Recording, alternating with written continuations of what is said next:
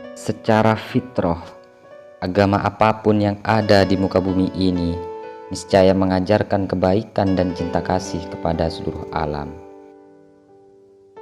Jika nyatanya pemeluk agama justru mengajarkan berbagai kekerasan atau kebencian dengan aneka kepentingan pragmatis di baliknya, maka sejatinya dia telah keluar dari ruh dan jiwa utama agama.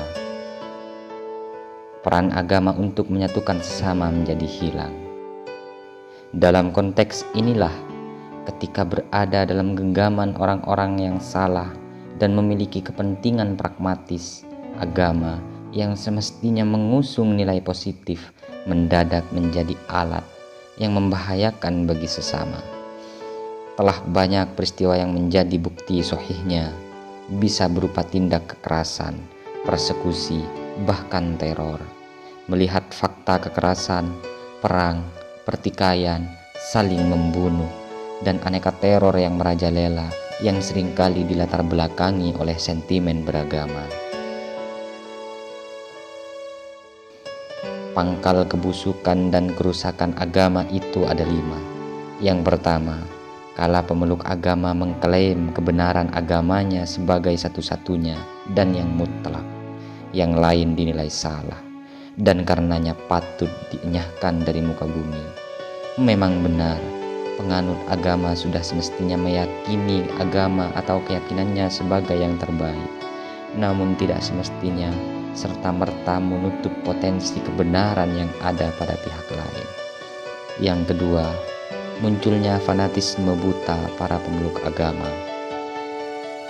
Ingat ucapan Karl Marx, agama itu laksana kekuasaan. Siapa menggenggam agama, dialah penguasa yang dapat melakukan apa saja.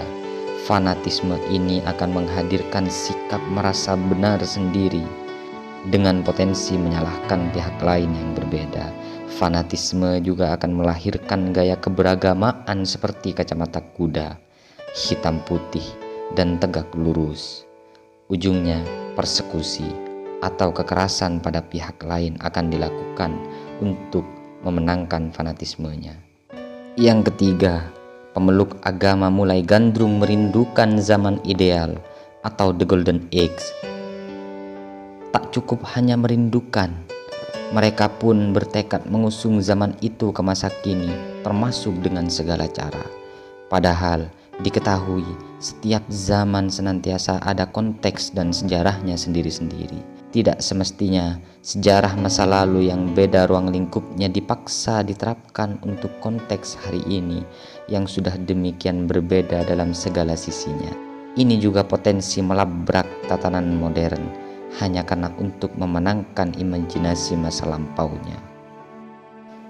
Yang keempat, kala pemeluk agama menyetujui dan mentolerir terjadinya tujuan membenarkan segala cara. Mencapai tujuan mulia itu sudah seharusnya dilakukan sekuat tenaga, namun dengan catatan cara yang ditempuh tidak melabrak norma-norma kemanusiaan universal. Tujuan yang baik jika dilakukan dengan cara yang buruk, maka akan menjadi buruk. Amar ma'ruf yang dilakukan dengan kemungkaran justru akan menjadi kemungkaran itu sendiri.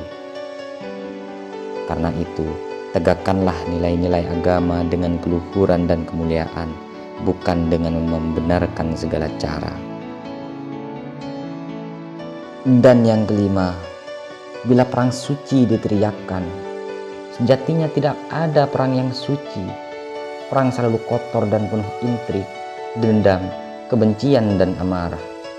Perang suci hanyalah bungkus yang digunakan untuk menyamarkan kekotoran itu, dan klaim perang suci itu faktanya hanya menyebabkan ribuan, bahkan jutaan nyawa meredam.